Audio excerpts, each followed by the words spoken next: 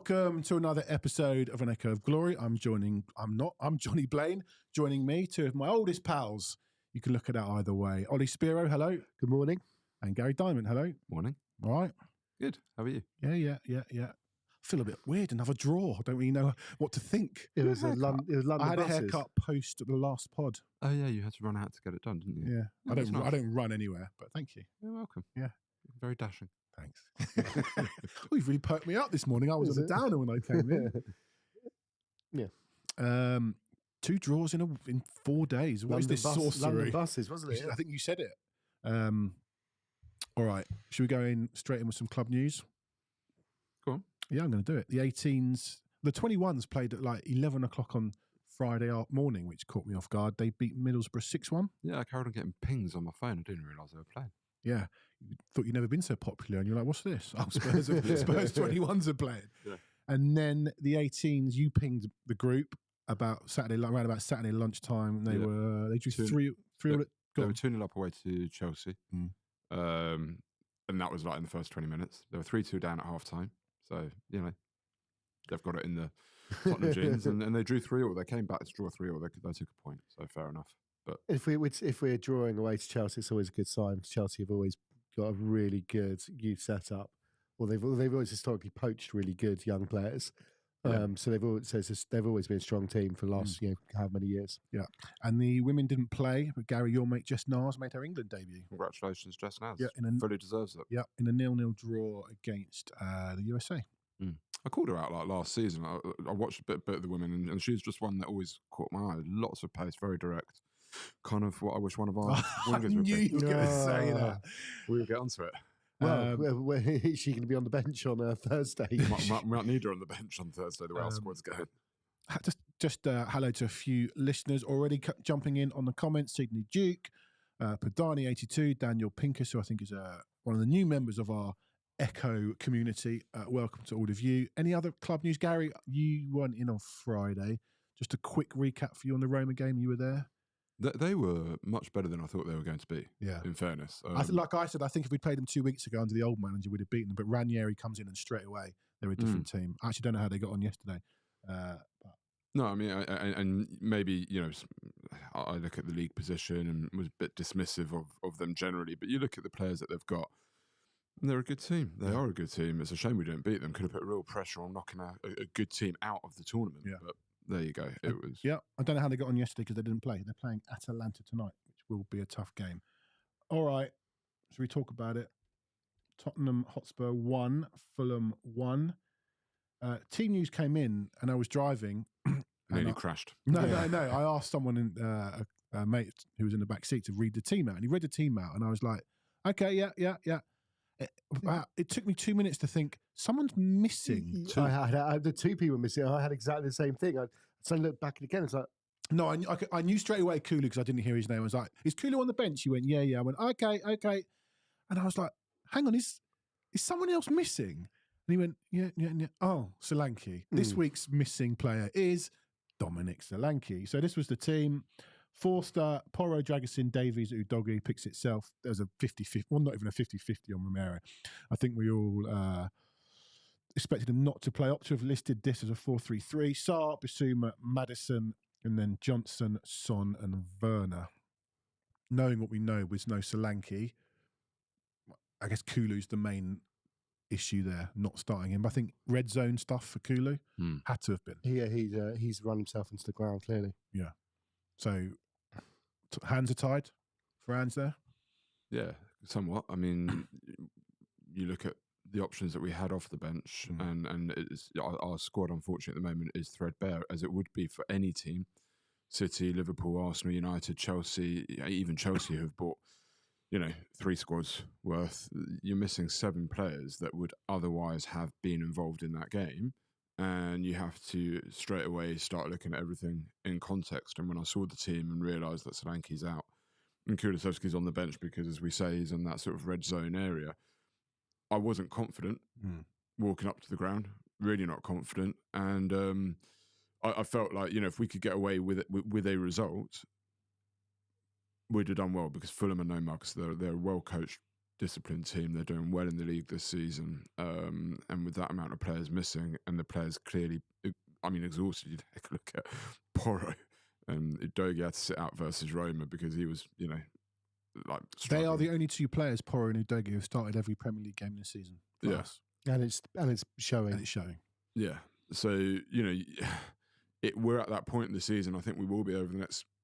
This is sort of, I guess, going to be the focal point of what we might discuss is we are at a point of the season where the games are going to come thick and fast. And we're also at a point maybe in Andrew's tenure where it is at this moment not about performance, it's about result. And maybe you have to sacrifice sometimes a bit of your philosophy or whatever it might be. 100%. I looked at that team yesterday and just sort of felt I wouldn't be disappointed if we gave up possession and territory and sat in. You got 3 speedsters up front, like just sit in. But I'm sure we'll get on to a bit more of that. Well, I don't actually want to dissect the game necessarily. I don't want to go through with this chance and that chance. So actually, I do want to just talk about the game and where we are. Like Billy Four Eyes here on the comments, 3 games without a loss, glass half full. Okay, we didn't really react to City with how we wanted to. But as Ange said, we've had another couple of knocks since then. Well, Vicario's a big loss, but actually, Forster's been fine. He might not be fine in the next 10 games, but yesterday I think he made some brilliant saves and he was fine against Roma. We know he's not great with his feet, but so far so good. Nothing's been down to him. Solanke thing was a problem, and who knows if he'll be back. There's this virus going around that's knocking people for 6. I don't know. He might be out. Andrew also made a comment about, was it about Konate? He was talking about the smallest. He was talking about this violin for an injured centre half. I think he might have been talking about Konate. Well, Van der Ven's injured because you're making him sprint 100 metres 5 times every week. No. I've got an issue right now with the number of hamstring injuries we're getting at the same point. At the back of the last international break, they've all been off September, October, November. We're getting a lot of injuries. They're playing a lot of football. Fine. Yeah, we didn't react to City how we wanted to. We have had a lot of knocks with injuries. But that said, I still think we have good enough players not to have 2 points from Fulham, Leicester, Ipswich and Palace. No, hang on. You're conflating issues there, right? You can talk about... I think Fulham is a different bag to Palace, Ipswich, Leicester. Right, but that's the point. But I was going to come to your point about change it up a little. We look at the bench. There's nothing there. No, fine. But I think you have to put Fulham in its own category, okay? The other games are abysmal. They're abysmal. We've spoken about them. Palace was dreadful. Ipswich was even worse. And Leicester we should have was beaten Leicester. Was one that we should will happen. We should have put them away, right? But first game of the season, under the lights, Sky were desperate for the upset, all of that sort of business. Fine. But those 3 results were really, really bad. I think you put Fulham into its own category because actually I thought the performance wasn't great yesterday. And yet there we were, 1-0 up in the 70th minute with an opportunity to win when you've got that many players out. And I don't think it could be understated. But I was disappointed with the approach to the game. Having, you got Dom Solanke turning up on the morning. And again, it's hard. It's hard for the manager. It's hard for the team. You're expecting, you go to bed on the Saturday night and you're expecting this is the team, this is how we're going to play. Dom Solanke turns up, not well, Gov. Right? Like, that throws everything out. It just really key component. By the way, there's been criticism of that. Why'd they send him home? He's got a cold. No. So when we're down to bare bones, you've got another game in 4 days. Right. You've got to send him home. It used to be like when we were in the office, and this is pre-COVID, it used to drive me mad if somebody used to come in next to me snivelling. Imagine someone coughing in a studio or something like that. Oh, yeah. But it used to drive me mad. Like, somebody would come and be like, oh, I had to turn up. No, you didn't. Get away from me. Like, and it's the same with football squads. You cannot afford to have a virus going through squad. But the point is, Saturday night, they've gone to bed thinking, this is the way we're going to play, this is the team, this is how we're going to approach this. And then, as you say, one of the major components of that turns up and is out on the day. So it is hard. I get that it's hard to change everything up and perhaps say to the players, we're going to play a different way today, or let them come on to us a little bit. I get that's hard. But they're also professionals and they should be able to adapt. And if they had an instruction from Ange of, let's sit in a little bit, let Fulham onto us a little bit, let's not press as much, let's save our energy. And we've got Son, Werner and Johnson up front. Let's just get in behind them, at every opportunity, get them turning towards their own goal. We didn't do it once. Yeah, I'm in total agreement with that. You're looking at Son, Johnson and Werner are not footballers, they're sprinters. And they're good. What you mean is they're not going to hold possession. Yeah. They're not going to be bringing others into play in the same way. They're going to be brilliant on the break. You've got two centre-backs who are not as quick as the usual ones and not as good on the ball. You've got a goalkeeper who can't really play behind a high line. So there has got to be an element of pragmatism that is coming into the approach to the game and thinking, right, these are the tools I've got today, so I'm going to try and approach it differently. There is credit in the bank. Yeah, there might be people who have different thoughts about Ange, but we're also football fans. We get it that you can't just play beautiful football every week. So there's misconception about Spurs fans that all we just demand is just this beautiful, wonderful. But it's like, no, we get it. Sometimes you got to dig in. And there I was sitting at, call it 70-ish minutes thinking, I really hope, and I think you're giving me the call that might be on the pod, but I was thinking, I really, really hope I'm coming onto the pod having endured and suffered, if we're going to use a word from history, but suffered a 1-0 win where going into injury time and every single clearance is being cheered. We haven't had that for so long. And it's like, yeah, we get it, Ange. We're not sitting here saying you're going to play 38 games in that way. But sometimes you have to adapt and change the approach.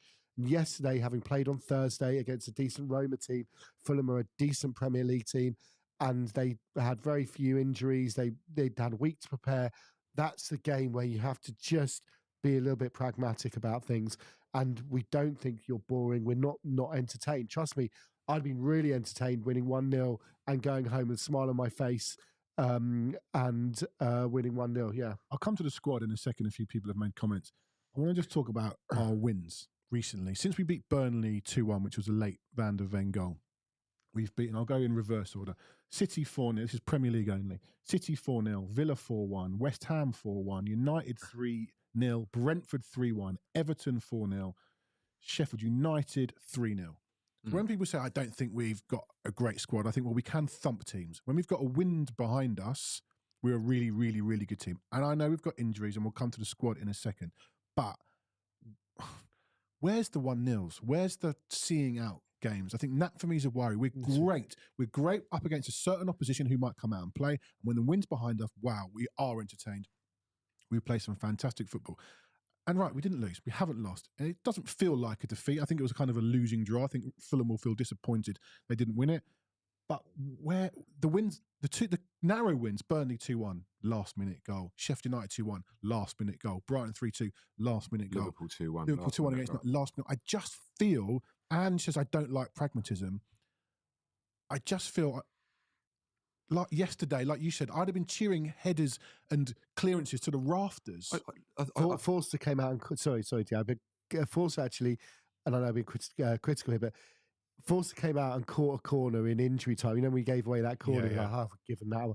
And then he came and claimed the thing. Can you imagine if we were 1-0 up? There would have been, the whole stadium would have been rocking. That's, singing when the Spurs go marching in. On a cold winter's day, that's also part of what I'm paying for. And I'm not sitting here saying you are a defensive manager. I'm not sitting here thinking that you've ditched all your principles, but sometimes you've got to dig in the trenches. We've had 1-0 win under him, by the way, and that was Luton away. Teams don't really win 1-0 anymore. It's not a score you see much in football. I just think sometimes a bit more pragmatism. I don't disagree with the way Ange wants to do it. Get 2 or 3 goals up, apart from against Brighton, and there shouldn't be a way back. Right? But is that reality? Yeah, well, it is. It is, because we've done it enough to make it a reality. And therefore there is there's proof in the pudding that and whether it's reality or not, I don't disagree with it. When you're 1 up, anything can happen. It is nervy. They get a corner in the last minute. Forster might go, well, maybe I will stay on my line. It's panic stations and all that, right? You're 2 up in the last minute. You've won the game. Okay, the game is done. So I don't disagree with the principle and the philosophy. Gary. With that said, 2-0 up, last minute. I'm not olaying at that point. Look, I mean, okay, but in theory, 2-0 up. Yeah, I agree with Ryan, guys. I don't think winning by 3 goals. We know it's not going to happen every week. No, of course it's not. But I don't disagree with going to get another goal to kill a team. With that said, the disappointment yesterday is a couple of things. One, I thought the whole approach to the game was incorrect from the beginning. But the big frustration is the only time in the game when we actually had control was after we went 1-0 up.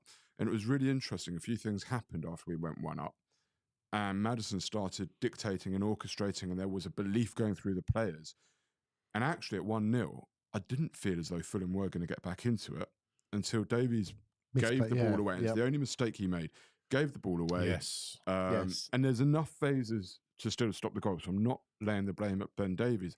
But the point I'm making is the only time yesterday that I was actually a bit comfortable was when we went 1-0 up, because our whole approach to the game just seemed to change.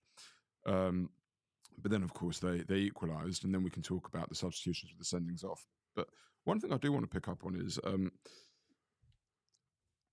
there was a weird thing going on with our press yesterday. Well, Solanke wasn't playing. Doesn't help. Well, Kulusevski wasn't playing. Well, he wasn't. But and I don't know if this is... I haven't seen this before, but it was almost as though Werner and Johnson were told to press the centre-backs because they kept doing it, and it was just dead runs. Maybe because they think Son can't. They were chasing shadows, and all it meant was that the centre-backs just played it around him, and the whole team was out of position. It happened time and time again. But when we went 1-0 up, I was watching James Maddison screaming at Johnson, don't press, and to Werner as well, don't press, hold here. And that's why suddenly, all of a sudden, they had the ball at centre-back, and they didn't have that out ball now. They were struggling to get out, and we suddenly took control. I remember. So it looked so much better, and I was like, but why are they doing that now? It looked like if that had carried on for another 5 minutes or so, Fulham would have made a mistake. They would have played into us without us having pressed. So the whole approach to me was just, I didn't get it. It didn't make sense on any level. I get that there were injuries. I get that the whole game plan went up in the air before the game started. But you adapt, and they just didn't. It looked wrong to me yesterday. I think as well, when you're a high press team, if your press is off, you then become even easier to play against. Yep. And again, when you haven't got Solanke, Kulusevski in the team, you're going to be easier to play against. The pressing is not going to be as good. I get it. That's fine. We understand that. So therefore, adapt accordingly. You have to. And these, we played, 6 more fixtures more than Fulham because of the Europa League, and probably more from the League Cup as well. It's going to take its toll. Plus, you had the injuries. So yesterday was your perfect thing where you have to play it differently. That's basically it. Let's talk about the squad. Sydney Duke, who's one of our members, as I've said numerous times on this pod, get yourself a nice cockerel on our members area by becoming a member. You can do that on a laptop or a desktop, not on your phone, not on an iPad. Go to our YouTube channel, click on subscribe if you haven't already, and then join, and you get yourself a nice little cockerel. And you can also win a copy of the biography of Tottenham Hotspur, which we are going to give away before Christmas. You have to be a member to do that. I want to talk about the squad. A few people have mentioned the squad, and Sydney Duke here says there's a lot of managers who would be getting less out of the squad. Okay, fine. And Wooden got 5th last season post Kane. Get that. Did really, really well last season. He's 18 months into his tenure. For me personally, people know this, the jury remains out. I want to read the team that played against Villa. It was Vicario, Porro, Dragusin, Romero, Udogi, Sarr, Bentancur, Kulusevski, Son, Solanke, Johnson. The bench was Bergvall, Bissouma, Davies, Forster, Gray, Maddison, Moore, Werner, Richarlison. So really the only ones missing there are Odegaard, who's still a squad player, and Van der Ven. You're going to have injuries. So you can't imagine all 25 players are fit every week. I personally don't think the squad is as bad as people say it is. No. I think we've been definitely decimated by injuries again. So when people say, and Ollie, you are one of these people, I'm sure you won't mind me saying, the squad's not good enough. I agree the window in 2024 summer wasn't great, but I sound like a broken record. I feel like the squad is better than, I wouldn't say the league position, I think the points. Jake Sanders made the point that it's not about league position, it's actually points where we're a little bit off. I think it's a bit of an excuse at the moment, and I think, I keep repeating it, I think the squad is better than the points on the board. 20, how many points? 23 from 13 matches. No, we're not on 23. No, we're not. We're on 20 or 19. We're on 20. As a Premier League football statistician, I should know. Yeah, 20. We're on 20. 20 from 13. Well, actually, but then if you look at if we look at the post-Chelsea last season points tally per game, I would say this season we're probably not a million miles off off what that broad sample was providing. I think the performances are better. Yeah. You know, I will agree with Gary that we are looking a little bit more rigid. We are looking a little bit more. We're certainly looking more defensively sound. We don't give away that many chances. It's that conversion of these of smaller wins on tighter games. You know, a good team can smash anyone 3-4-0. A great team wins 1-0 against the head. Do you agree with Ali Tweedale, friend of the show, Opta analyst, that the squad is struggling with the demands of Europe? The results after Europe have been bad. Is that because of injuries, or the squad is a little bit? Well, there's too much gap between experience and youth, and there's kind of nothing, maybe not enough in between. I'm not going to come up with the reasons. I don't know the reason, but the evidence is there in front of all of us. We were struggling with Conte after Europe, so both Conte and Ange, I think, are actually quite similar. Not in the style of football, but in their sort of dogmatic adherence to their system, to the way they are going to play, and nothing's going to bend with that. And also the relentless work rate in which they want their team to undertake. And, you know, I think all three of us here are delighted to see the team working hard. Of course we are. Again, we're Spurs fans. Yes, we want to see lovely football, but we also expect, you know, we also have a history of Dave Mackay, Graham Roberts, hard-working footballers who, you know, so you've got to earn your right to play with the ball first. Great. But Conte struggled after Europe. He's always struggled after Europe in his whole managerial career. And most people would say that Conte is a brilliant manager, and the trophies in his career make up for that. We are struggling after Europe. There's no doubt about it. And I think, as a few people have said, as you've been talking, Ollie, bringing out the fullbacks is a key example of that. Yes. Like yesterday, why Porro was blowing. I really like Porro. Well, I've said here a number of times. Sorry to interrupt, but I've said here a number of times. Fullbacks, to me, we should have 4 first-choice fullbacks in the squad. Where literally, and if you go back to some of the best football we ever played under Poch, was when it was Walker Rose, Trippier, and Davis. And our fullbacks in this system, in Poch's system, in the wing-back system, these guys are doing an unbelievable amount of work. Yeah. And Porro and Udogie are absolutely blowing. And yeah, when you're blowing, you're going to get injured, or you're going to make mistakes, or you can't get to that tackle quickly enough. It's all going to stem from there. And the fact is, we have one, which is Spence, who's not. Has he played a Premier League minute yet? If he has, he might play 5 or 10. You know what I mean? So this is untenable. This cannot. And will 65 Premier League minutes? Will he play against Bournemouth? It's like have to, yeah. Well, he has to, but he clearly isn't fancied. Gaz, squad. I think the squad generally is at a good level. I think the criticisms being levelled towards the squad and lack of depth is slightly unfair. I don't think there's a complete squad in the Premier League anywhere. Not Arsenal, not Liverpool, not City. Like I said the other week, City have only got the one striker. Crazy. And that's it, you know. So they're in a similar situation to what we had with Kane for many years. So there isn't. It's very, very hard when you've got only 25 players in a squad to have that complete squad. And then, you know, the squad is looking more threadbare at the minute because of the number of injuries. But the biggest problems we've got, people are talking about fullbacks and so on. One of the biggest problems that we've got is, you know, availability is the best ability. And unfortunately, you've got a guy, Richarlison, who, I want to be careful how I say this because it's not entirely fair. Not in terms of attitude, not in terms of desire, but in terms of his, you know, the price that we bought him for and the wages that he's on. He is becoming an anchor to this club in the way that Ndombele was. You know, a guy that isn't taking minutes, isn't adding, isn't contributing. Completely different reasons for both players.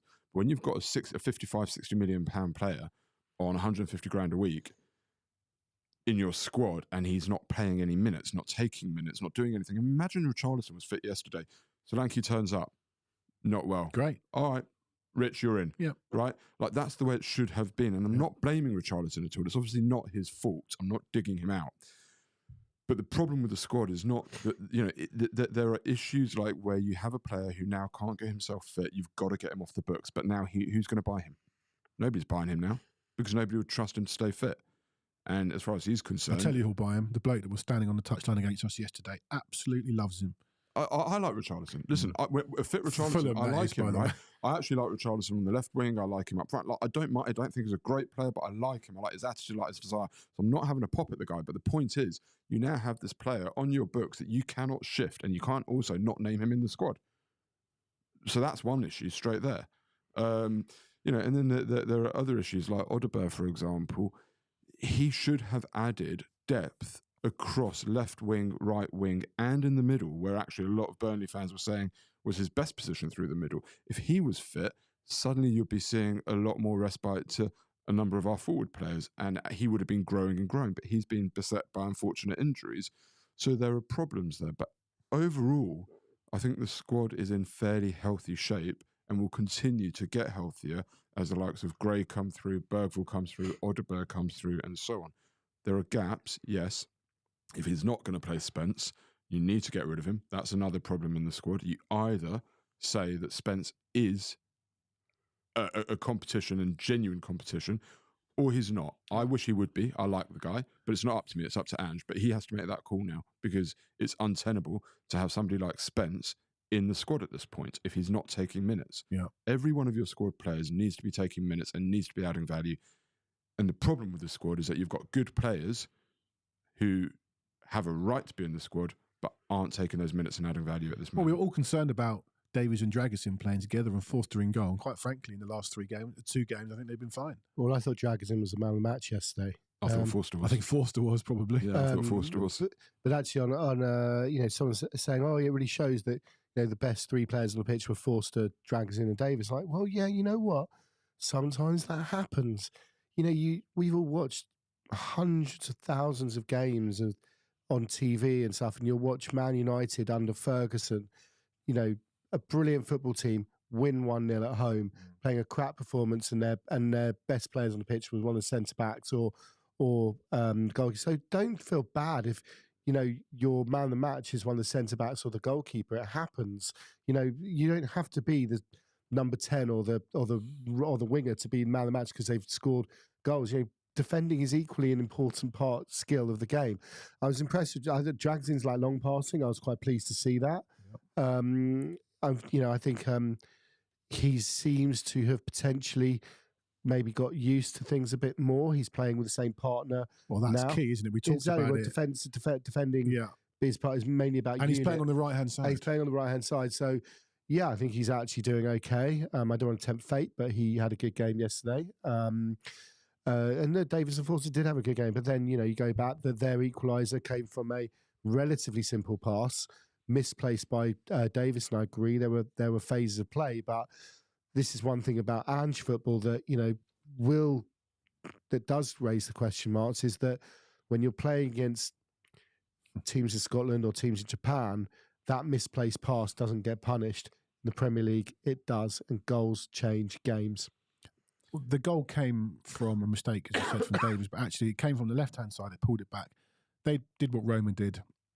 They doubled up on our fullbacks the entire time. It's quite easy at times to play against us when that happens. And we said in here on Friday that we thought the game would be very similar in the way that Roma attacked us and the way that Fulham attacked us. I want to just bring up a couple of stats. There's a Tottenham Hotspur Spursy stat here for you. Tom Kearney has scored his first away goal for 14 years and 269 days. The longest ever gap between 2 away goals in the competition, beating Cristiano Ronaldo's previous record of 12 years, 235 days. It was a really good hit. And also the way it kind of goes in the net and then it bounces off the camera.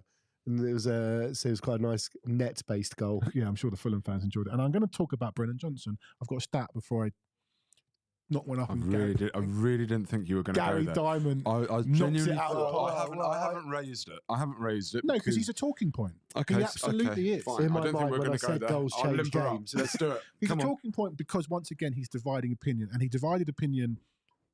And in fact, he didn't divide opinion. Me and the bloke behind me were having a chat about it just before we scored. Here's the stat. Brennan Johnson has scored 10 goals across all competitions for Tottenham this season. Only Erling Haaland, 17, Mo Salah, 12, and Christopher and Nkunku, 11, have more. I mean, and Nkunku's have all been penalties in the Conference League. All 10 of Johnson's have been non-penalty goals, with only Haaland netting more, 15, amongst English top-flight players. Right. Just before we scored, just before we scored, Johnson got the ball on the right-hand side, on the wing, one-on-one with, I don't know who it was, possibly Diop. And we'll go on. And you could hear the crowd lifted, a rare moment that it lifted yesterday. And they went, go on. And he stopped and he passed it back to a player who I can't remember, Maddison, Porro, don't know. And the bloke behind me went, oh, for God's sake. And I sort of turned around and went, God, I wish you'd take players on. And the bloke behind me went, yeah, I see it. He's a Welsh guy. I see it all the time for Wales. Never takes players on. 15 seconds later, he's popped up 1-0. And we both turned around, instead of like cheering, we were like laughing, almost laughing at ourselves, like we've just slagged off a guy and he scored his 10th goal of the season. But he's dividing opinion in this room. Well, I don't know if he's dividing opinion in this room. I think we have the same opinion. But he's dividing opinion on social media, so I think it's wrong of us not to bring it up. It's very hard when a bloke has got 10 goals in all competitions to criticise him. I don't think so. Well, I know you don't. And I want to bring up something that Nick Cowan said on Twitter, and I've lost it now, so I'm going to keep scrolling. Which one? What did I say to you guys? The comment was something along the lines of... I've got it, sorry. He's our greatest weapon and our biggest weakness. Do you agree with that? I certainly agree that he's our biggest weakness. I don't know that he's our greatest weapon. I think that when the guy doesn't start one Premier League game this season, and it happens to be the game in which we looked our best against City, then I'm not sure that you can say he's our greatest weapon. It's also not a coincidence to me that our best performance of the season was the game where he didn't start, because every game that he starts or that he's on the pitch, you're basically playing with 10 men until he pops up. And if he doesn't pop up and score a goal, if he hadn't scored yesterday, tell me what he would have done. But he did. But tell me what he would have done. Not much. If the players were not creating at the back stick for him, what would he have done? But I think that's very much a part of Ange's system. Well, maybe, but actually, would Ange's system not be even better if he was able to create on the back stick the other side? How much harder would that make it for us to defend? And that's what happened with City. Actually, the goals were coming from the middle, from the wings. They didn't actually know how and where to stop us. When you talk about that, there haven't been too many occasions. There have been some occasions, not too many, when he's put a ball across. I think Son's really bad at coming in at the back post. No, I'm sorry. It's not a goal he's scored in his career, really. Not really. Let me say, right, I mean, I cannot think. He's got no Premier League assists, and not only does he have no Premier League assists, I can't actually think of a chance his creator. I've gone, oh, that should have gone in. That should have gone in. I cannot think. There was one occasion yesterday when he was in a crossing position, and I was like, go on, show us what you got. I hit the first man. Yeah. Like, it was dreadful. There was no conviction. It was dreadful. And all of that is kind of tolerable. I don't even mind if he doesn't create so much. I don't even mind if he doesn't take a player on so much. What bothers me is I just think there is a gutlessness about a lot of what he does. I don't think there's much conviction in his challenging, conviction in his pressing, conviction in trying to go and win a ball. I think when you've got James Maddison inadvertently, I think it was inadvertent, saying post-City, when Brennan came on, because he was talking about the goal, but he said when he came on, I was screaming at him to run hard, and do our running for us because he had fresh legs. Why should you need to scream at Brennan Johnson away to City? Well, Ange did it against Roma. Right, but why are we needing to scream at this guy to run and cover and press and work? That should be inherent. It's the first rule. And going back to the goal against Ipswich, I was really prepared in the early part of the season to give Johnson a chance. I think there is something to him, and I still do think there's something to him. And that's possibly the biggest issue that I've got. If he was just rubbish, but popped up at the back post, you'd say, all right, fine. If you basically rule Fox but scoring goals at the back post, you would say, okay, fine. But he's not. He's got something to him. He could be a good player. But for me, the moment a Spurs player dies for me is when you bottle a challenge and it costs a goal. Because that is the minimum expectation. Well, you said that. I think Sonny bottled a challenge yesterday. Not for the first time, but yeah. Gaz, he's still... I get what you're saying. I've said it for a long time. I think he's he lacks... I don't know if gutless is the word. I don't think he's brave. I don't think he's that strong. Is Son not more of a bigger problem at the moment? We'll come to Son in a minute, but let me ask you a question on Johnson. I don't know if you've got the stats. I don't know if you can pull them up, and I can start talking about Son maybe while you do. How many touches does he average per game? If it's more than 35, I'd be surprised. 35 touches. I haven't looked it up. Wouldn't even know where to begin to look for a stat like that. Well, I can tell you. Well, there you go. But and for a winger to be touching the ball, and if I'm right on this, That is atrocious. No, but Ange wants his wingers popping up at the back Have you got post and the stat? sticking a ball in the net. I will. But I don't disagree with you, but I'm saying I'm going to play devil's advocate here, and we discussed it slightly off air that, in Ange ball, the centre forward, so is it Kyogo at Celtic? Is that the guy who's up top? Yeah, I think it was. He Yeah. basically played, but hold on, he's basically playing within the width of the penalty of the goal and just puts the ball in from 6 yards. Johnson is essentially doing that, but from the right. Now, I'll come on to the fact that it could be a problem, but our centre forward is doing absolute dog's work for everyone else. Now, the fact that our right winger is the guy that's coming up at the back post scoring that, but isn't doing enough in the rest of the game, is why you're seeing Ange on the sidelines shouting, because it means that Porro is exposed, and the wing positions. It's not all about putting the ball in there. Of course, that's a huge component of things. I'd also say that at the moment we have a forward line. Imagine all forwards are fit. None of them score any goals anymore. We don't have any goal scorers. He's the only one that's actually consistent. But again, you go back to the performance against City, and actually we had goals coming from left, right, and centre. It was completely different because suddenly we had 11 players on the pitch, and moreover, we had players on the pitch who could hold the ball up, technical players that could take the ball in tight areas up front. And people talk about Son. You asked me the question about Son. I'm still desperate to know this stat on Johnson because I'm absolutely certain I'm right. What do you think it is? Yeah, I said if he averages more than 35 touches a game, I'll be astonished. Go on about Son, and I'll give you your answer. Right. People ask about Son, and is Son not more of a problem? I think that was your question. Is Son not more of a problem than Johnson? Right now. My answer to that is this. Not only is Son, however bad he may be, or whatever form he may be on, we all know that Son has the ability to get a goal out of nothing, and do something. We also, and he almost did it yesterday, he played 2 brilliant balls that we should have scored from. Yeah. 2 brilliant balls that we should have scored from. And this is Son on a bad performance. And people will say, oh, well, Johnson had a more impactful performance than Son because he scored a goal. My point is, though, Son is not on peak form. But at any minute of a game, Son could make something happen.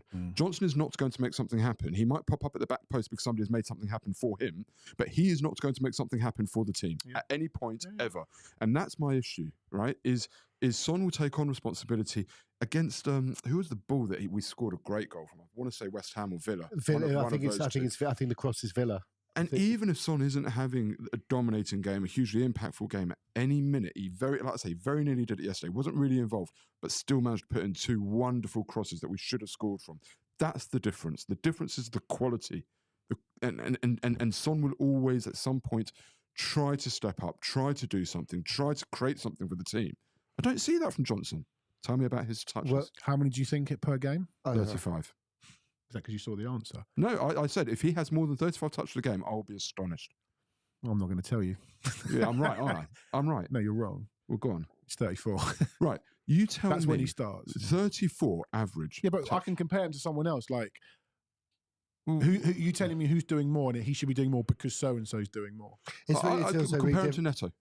Well, he never. No, but I think it's the wrong comparison. I think and also remember we play quite differently. So why don't you compare him for Bournemouth? The Bournemouth, what's his name? Semenyo. Compare him to Semenyo. Yeah. Right, talk amongst yourselves. Right. Well, I was going to add. This would be interesting because Semenyo is a very impactful player. I'd be very surprised if Semenyo doesn't do a lot more. I would, it comes back to me that I think that, and I've said it on here before, that I'd like to see a 2 up top formation. He's not changing the formation. No, he's not changing the formation. But it's that square pegs round hole. I don't think Son is a left winger. I actually would like to see Solanke with one of Son or Johnson playing as sort of like as a duo, and I'd like to see Kulusevski and Maddison behind that. Yeah. I don't see Son as a left winger. So we're kind of. But he's not a 9, Ollie. He's so bad. No. But he's in a traditional to play off in a big and Litland type thing. Yeah. And also, you know what? Teams don't do that anymore, which actually sits there and think defenders will be a bit. How do we deal with this? Who's going to leave the line to go with that? As they're so used to playing a single number 9, or they're often false 9 is one way of playing, but actually playing Sonny close to Solanke and actually giving Sonny right, you can go to the right, you can go to the left, and actually go and shoot. And I think that'd be a really interesting combination. I think it fits our players. Yes, it's exactly the same Daniel's right, Ollie. Ange ain't changing. No, I know. But what I'm saying, though, is the fact that you look at the City team, and actually he's played Kulusevski and Son high up and wide. Fine, but just slightly alter things. So actually Kulusevski's slightly more narrow and Son comes across slightly more narrow, and we can control the football. We're a bit more rigid in midfield, but also we've got the technicians. Lack of controlling a game is at the moment quite important. We're not doing it. I just want to pick up on Soul Sniper saying Son is doing less than Johnson right now. Take off the blinkers. Look, perhaps you weren't listening just now. Son is not on form. Okay, he isn't, because he's not a left winger. But on any given game, when we take to the pitch, do I believe that Son is going to create something for the team and do something for the team? Yes, I do. I think there is a great chance of that happening. Do I believe that Johnson's going to do anything at all apart from pop up at the back post if somebody lays one on a plate for him? No, I don't. I think, look, I've got to be. I thought yesterday's performance sort of feels quite 1990s. You know, it was not a great home performance. It's interesting you say that, Ollie, because when Dragusin had that header over in the first half, I was like, this feels really 90s when we just win this game 1-0 from a header from a defender. Well, yeah, but the point being is that in the 90s, we'd have a player like a Ginola. Get you off your feet. Get you off your feet. Thing, right? And Sonny is about the only person in our squad who could just half a yard shoot from something out of nothing. Yeah. And some games are won that way. Yeah. Some games, it may not be sustainable. We were sitting here under Jose thinking Son and Kane just being your only attacking outlets on the counter-attack is not going to be sustainable in the long run. Yeah, we get it. But the occasional game, you can win games in different ways. You don't have to score the Johnson back post goal every single time. And I think, look, my point is about Johnson. I just don't think he's involved. I don't think he's involved in 34 games. 34 touches a game just doesn't. I have got perspective. I mean, the guys here saying Sonny bottles challenge all the time. Have some perspective, please, Gary. Look, when Johnson has scored 150 odd goals for the club and created, that's the other thing. 150 odd goals. Then yeah, maybe I'll accept him missing a challenge here or there. I can't remember one that Son's missed directly that has led directly to a goal. But how many touches does Semenyo have? And another good comparison would be how many touches does Son have? These players are involved in games. Semenyo, yeah, 49 touches a game. Okay, 49 versus 34 this season. Johnson just isn't involved. It's like playing with 10 men. I said yesterday, if he doesn't pop up at the back stick to stick a ball into an empty net because we've laid it on a plate for him, he may as well stand on the halfway line with his hands in his pockets. We had a team out yesterday where you had a number of players that were, you felt like you're playing with a player. And I get it's tough. We are stretched to the absolute bare bones, but Johnson, Son, and Werner up top is the work rate's not there, and it does feel like you're going to be having a really tough game against a decent football team. Chat. And the final thing is the biggest issue I've got in answer to my perspective is this: Johnson's a bloody good player. He's got the potential to be a really good player, but he's not showing it, and he's not doing anything like enough, and that's my issue. Son has. Might not be right now, but Son has. I'll be really interested. I say I'm bored of the Johnson chat. I'm just going to end it. But I'm going to say I'll be really interested to know if Johnson was sat here. He might turn around and go, I've got 10 goals. Up yours. I'm sure he would. Yeah. We're talking to Johnny Blaine. How many goals in the senior Sunday league team? I don't want to say. You don't like stats about 187 goals, isn't it? It was more than that. All right. We've got another game coming up. As our guest Jack Tanner says at some point, little old Bournemouth. Obviously, he was saying it tongue in cheek. We got that interview. We're going to play it in. We spoke to Jack earlier. As we mentioned earlier in the pod, Ollie, a lot of coughing from you in this interview. At one point, open a can of water. So if you do get some feedback, that's Ollie. So the can of water was connected to the coughing. Better than me coughing. Sorry. All right, we're going to play that interview in with Jack right now. Delighted to be joined by Jack Tanner, freelance journalist covering Bournemouth. Jack, thanks so much for joining us. Thank you for having me on. So I watched the Wolves game on Saturday at work. Obviously, Justin Kluivert broke Premier League history, so did Evan Nilsson with that hat-trick of penalties and that hat-trick of penalty assists. Bournemouth flew out the blocks. It's been a little bit of a topsy-turvy season. How have you seen it, though, so far? I think the general vibe is that, without kind of sounding arrogant, Bournemouth can go into most games thinking they've got a chance of winning. They're not guaranteed to win by any stretch of the imagination, but there's just a belief amongst the players and the fans that no matter who they're playing, they can win games, and they've proven that by beating Manchester City and Arsenal at home this season. But of course, there's been moments where the games they've expected to win, they haven't quite done so. Leicester away followed that. And they lost, even though they performed quite well. And that's kind of been the story. Most games, Bournemouth's level of performance has been quite solid. It's been quite consistent. However, if they're not very clinical, they can be really punished by teams. We saw that against Brighton last weekend or the weekend before. Sorry. So that's kind of the determining factor, and how well their season can finish is based on how clinical they can be. So Iraola was appointed the same summer as Ange, summer 2023. I think for a lot of Tottenham fans, the jury's still out. He's people are still unsure. But what about your man Iraola? The fans must be really, really happy with him. Yeah, I think there's more parallels in the sense that Iraola came in and has implemented a strong identity of how he wants football to be played. And it was quite a contrast from what Gary O'Neill was trying to deploy, a much more pragmatic kind of safety first approach, whereas now the fans have kind of fallen in love with this direct attacking play. Even when I think it took like 9 games for him to get his first Premier League win, but instantly the fans kind of saw parallels to Eddie Howe and that kind of legendary Bournemouth team, and that obviously won him a lot of credit. Now, after 1 year, the team clearly understands exactly how he wants to play, and they've finally seen the fruits of that this season.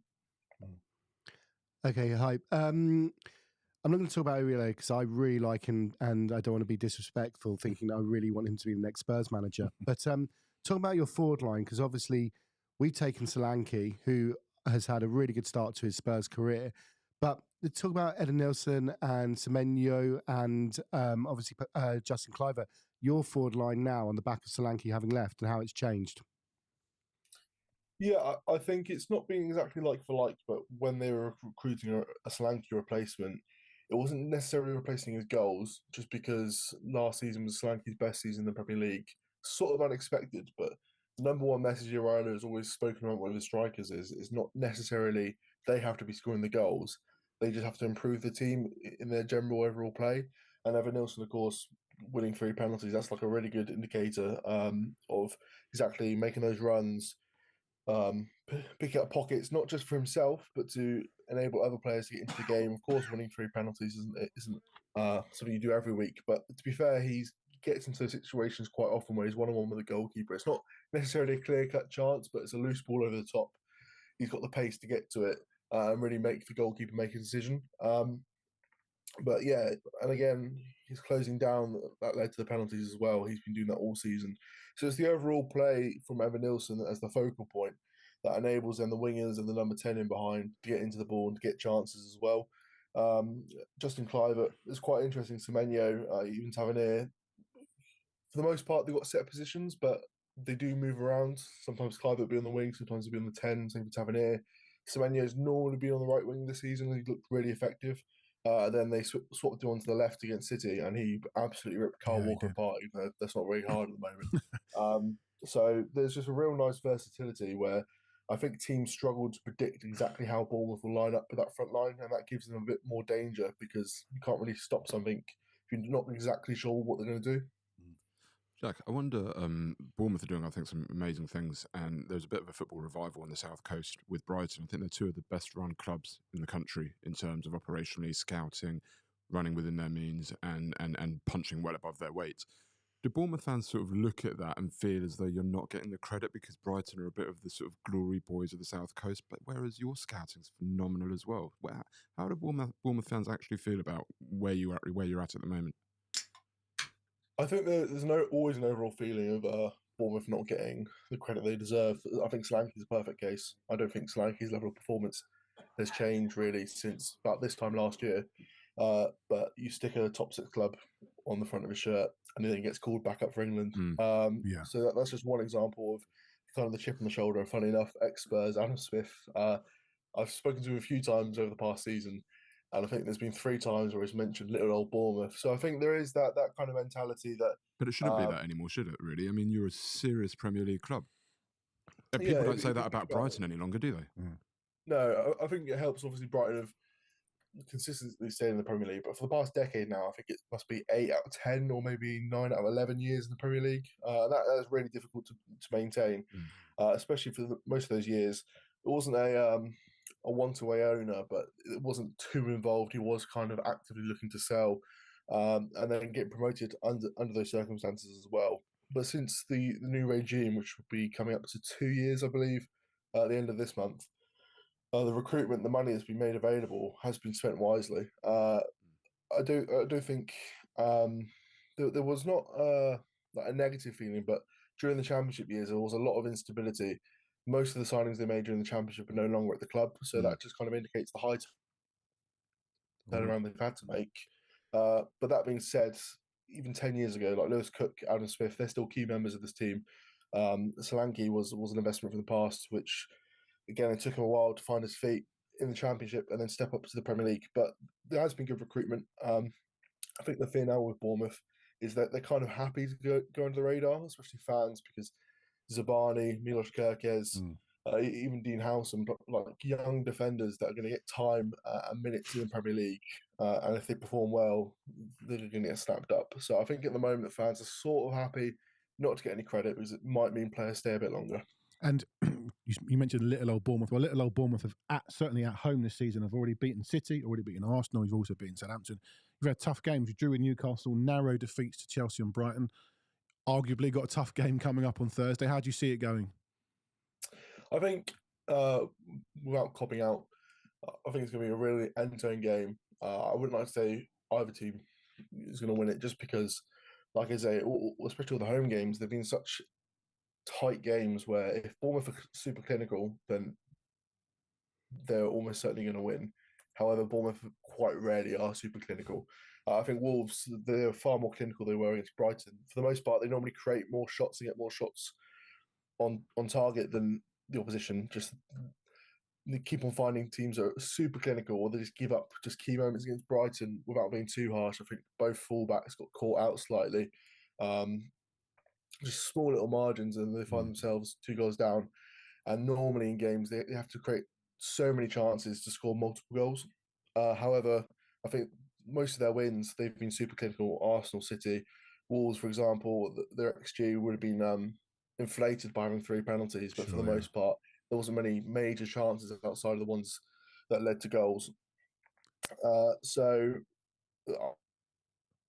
And last season's games against Spurs, they're really exciting, really interesting. So I expect more of the same. Like I said, I wouldn't like to say who's going to win. I'm going to ask you though. I'm going to ask you to predict. I want you to predict a score, please. Come on, get off the fence. It's going to be 3-2 to someone. We had that, didn't we? We were 2-0 down there and came back to win 3-2. And I think it was 3-2 at home recently as well. Well, we were 2-0 up the last time on the South Coast. And lost 3-2. And lost 3-2. Yeah. So yeah, we've got previous.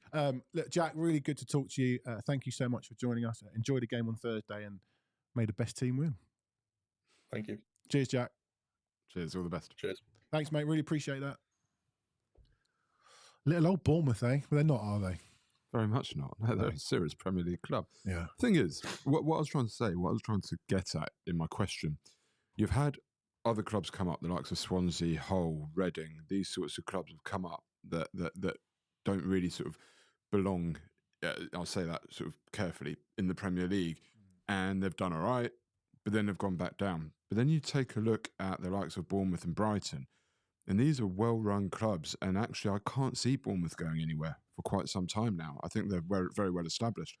You know, more so than Forest. I know that Forest are doing better in the Premier League, but I would wager Forest to go down before Bournemouth next. Yep. You know, and I think that's complete credit and testimony to the likes of Bournemouth. They're not little old Bournemouth anymore. They shouldn't. I'm not sure they do look at themselves like that, but they certainly shouldn't anymore. They're a serious team that can take on. I think they've got a serious manager. Well, I'm going to ask you, Ollie, we've got a guy who's not in the comments today, but gets me on here and gets me on Twitter, constantly prodding me in a nice way about Iraola, because I've made comments about him before. I'll repeat, I don't want Ange sacked. If Ange was sacked, is he someone I would want? Yeah, possibly. We wouldn't get him anyway. Like, I'm not sure he'd be leaving Bournemouth to come to Spurs right now. I think he's enjoying his project, but he's a really good manager, and what he's done in 18 months is really impressive. Yeah, he gives me early Poch vibes.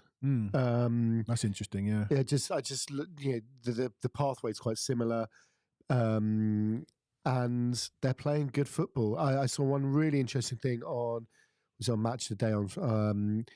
So they were number 2 to us in terms of pressing and winning the ball back high up the pitch. But there was quite a distance. And you can look at that two ways. One, we are so far ahead of everyone, that's incredible. Or two, actually, they're that little bit more strategic about it. And maybe they might not get as many injuries. And actually, they're doing it to where you really want to be rather than going too far the other side. I don't know. I'm not a tactician. Interesting. But I guess it depends that how was much just my you typical like Ange or not. But that was my typical negative outlook on Spurs, that even when we're top of it, I've got to find a problem with it. But I think they are a really well-drilled football team. And I think it's no surprise that Solanke had his best Premier League season under him. And it took a while. Solanke's 19 goals took a while, like November, December, before Iraiola's tactics kicked in. And Solanke then went on this great run, had a great season. Well, sorry to interrupt, but if you look back to the summer, and it was the summer when we got Ange, and they'd stayed up with Gary O'Neill, who'd done a notional really good job, quite similar to when they sacked him and they brought in Iraiola's It's like Gary's Lopetegui. Exactly. Yeah, I can't have him as Spurs manager. I can't pronounce it. But they took him on, and it took a while. Did they lose? They didn't win a game for like 10, 12. To start with. Really struggled. And it's all clicked in. And obviously since then, they've been a really good team. Look at the headlines from the game against Wolves will be about 3 penalties. Now, 2 of the penalties will come from a high press, but the goal I think you really want to look at is Kirkov, the left back. What a brilliant goal. That was a brilliant cutting move, and you've got left back overlapping. It was a great, great goal. And I was like, that's a good football team. They're a really good team who all know their roles, similar to Fulham. They're well coached, they're well drilled. It's going to be a very tough game in a very tough week. Yeah. Yeah, and I think with the injuries we've got, the fatigue that seems to be setting in, particularly with the fullbacks and so on, it's not a game that I'm going into feeling overly confident at all. Small pitch as well. We desperately Your need obsession with small Premier League pitches. We desperately need players back, like Van de Ven more than anyone, really. Do you think? Okay. So hold on. Who did we have in? So we've got Vicario, Van de Ven, Romero, Solanke. Kulusevski will put him into that list, but he'll be fine. But he wasn't starting. Odebear's out. So who? Gray's injured Gray now. came on, went off. Look, who the point do we is, most need to be back? Because I think Solanke. Bentancur as well isn't there, and he's not going to be there. You know, the point is, you can say, would these players have started? The difference is on the bench, right? When you're playing this level of football and at this tempo, to have players coming on to the pitch to take, of a similar level and similar quality makes a hell of a difference. And that's really where the drop-off is when, we had like maybe 2 players on the bench, 3 players on the bench that you could bring on yesterday. It really does take its toll. I'm not sure we're getting any more. Enough back by Thursday. I don't think we are. And we also have to have an eye. You also have to have an eye on Chelsea on Sunday. The games Daniel Pingus on the comment saying leave Bissouma for Chelsea. I don't know. Bissouma probably going to have to play every week at the moment. Gray, he wrote here, is Gray ready to start? I actually thought is Gary ready to start. I read that as is Gary ready to start? I did used to play. Gary was a 6, take your boots, Gary. But look, I think Gray's injured now. I think Solanke might be struggling because if you're, I'm hoping he's fine, but there's a lot of, we know these illnesses take a couple of weeks. I don't know if he's got kids or anything. They come back to school and it just flies around the house. You know what it's like. And actually, for him to be, if he was sent home yesterday, he was probably bad. quite. He will be playing against Bournemouth, but I don't know if he will be playing. Don't expect him if he is playing, but don't expect him to be running around because it takes it out of you. And he's probably not sleeping great, blah blah. And so you've got. He's going to be at 80% at best. I mean, Johnny, you and I will go back to one of our favourite, exactly what I'm going to say, Chris Waddle, home to Man United in 1988-89, where he had a temperature of 103. At 7:30, had to call the doctor, but announced himself fit to play, and Spurs are delighted that he did. And he scored, we drew 2-2. But it's clearly going to be tough for Solanke. He's touch and go. So what do we do? What do we do? Like, I would actually rather see Kulusevski as a false 9 than the 3 up front like yesterday.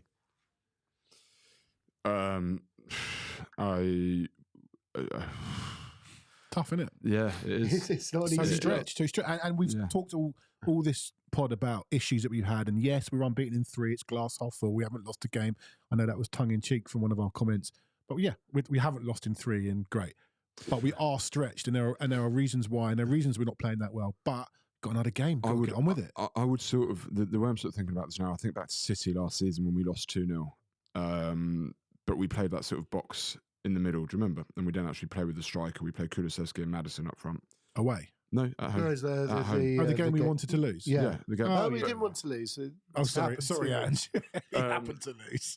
But actually, we played very well in that game, and that box formation actually did the trick. And then United went on to do the exact same thing to them in the final, using that blueprint and beat them.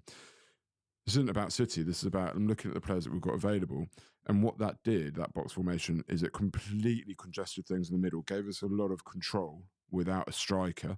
And if Solanke isn't fit, then I'd be looking at something along those lines with your Kulusevski, Maddison.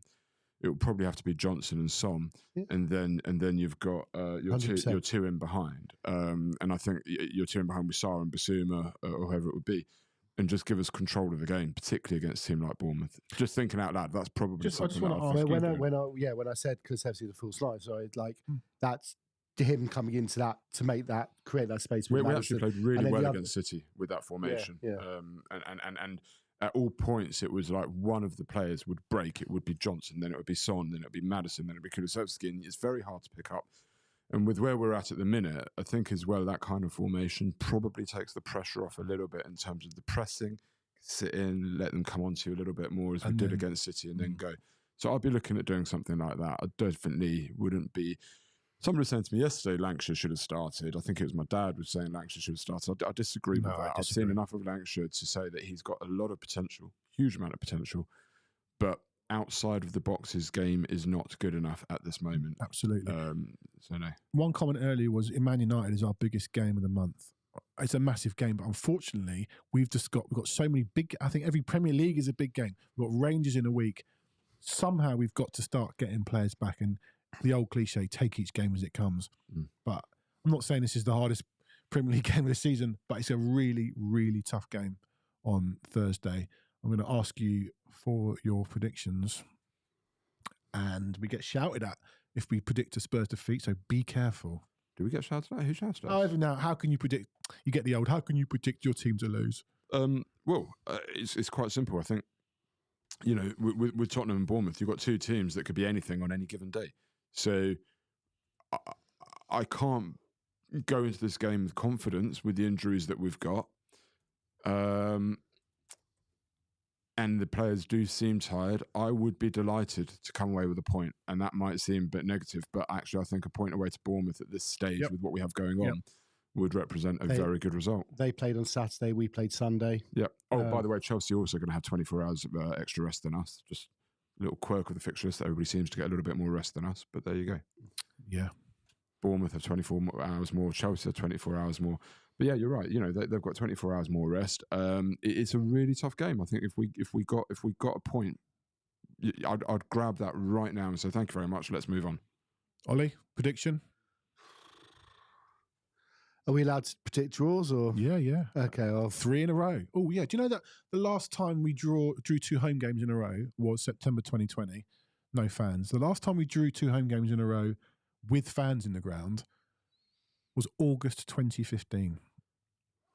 It's a long time, isn't it? 9 years. It was Stoke and Everton. Wow. 2 bad results there. Wow.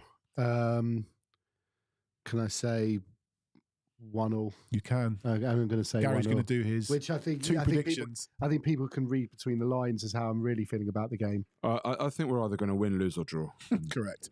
I fear for Thursday night. I think we could get beat. One thing I missed in the club news, something that I always get a little bit nervous about when it happens, I don't know why, it's because I'm some sad, pathetic loser, is the FA Cup 3rd round draw tonight. I think what number it's traditional time of 7 o'clock on the One show. We'll be away to Chelsea and Arsenal will be home to Dog and Duck, whatever it is, the lowest ranked team. On that, by the way, this isn't a Tottenham thing. That 7th tier team drew 3-3, lost 5-3 at Reading yesterday. And they were drawing, so the one that Sandra was playing, Paul Coyte mentioned it. Sandra was playing for Harborough, who were in the 7th tier. They're away to Reading, who are in League One. 3-3 at full time. Up until this season, they'd have got themselves a lucrative replay at home. Definitely would have been on the telly. They'd have made more money than they've ever had in their entire history. And because of certain clubs, of which we're probably one of them, We are definitely one of them. replays have gone. And what a shame that is. I don't see why replays are not there for the Get rid in the first and second quarterfinal round. then. Or even, keep them in the first, second round. But if they're not going to have replays, should they not look at something like saying, if you are playing a team 2 divisions or more lower than yourself, that team, when you draw them, gets the option of where they would like to play the game? So, you're playing a team 2 divisions or more lower than yourself. It's a big draw for that team. Yeah. So, some of them would say, let's say United drew Harbour or whatever they are, right? Or when we drew Marine, right? Marine. You know, now there aren't any replays. You say to Marine, right, do you want to play at our place or do you want to play at your place? You get to decide. Okay, interesting you say that. In the German Cup, it's the first few rounds, and maybe even the first round when the Bundesliga teams come in, and the qualifying rounds before that are seeded, so that your 3rd division Bundesliga team will be at home. But they might not want to be at home. They might want to go and get the gate receipt away. They get half the gate receipt. Well, I don't know how it works in Germany, but that's the point. Just don't that they have but if you're going to, at least give the lower league team, the opportunity to make their money somewhere else. Yeah. Anyway, I want to find our ball number, but I'm running out of time. 38 is a number that always sort of springs 40. to mind. We are number 40, 7 o'clock. For those in the UK, probably during the one show, it's traditional place. Bonkers. Okay. We are possibly here on Thursday evening. We're talking about doing a sort of live show around the Bournemouth game. If you don't find us on Thursday evening, we'll be back on Friday morning to preview Chelsea. Keep an eye on our socials and we'll let you know where we're going to be. Gentlemen, thank you for joining us. Thank you. We didn't lose. Glass half full. 3 games unbeaten. Very good. Positive vibes. Thank you for joining us. We will see you soon. And up the Spurs. Thank you.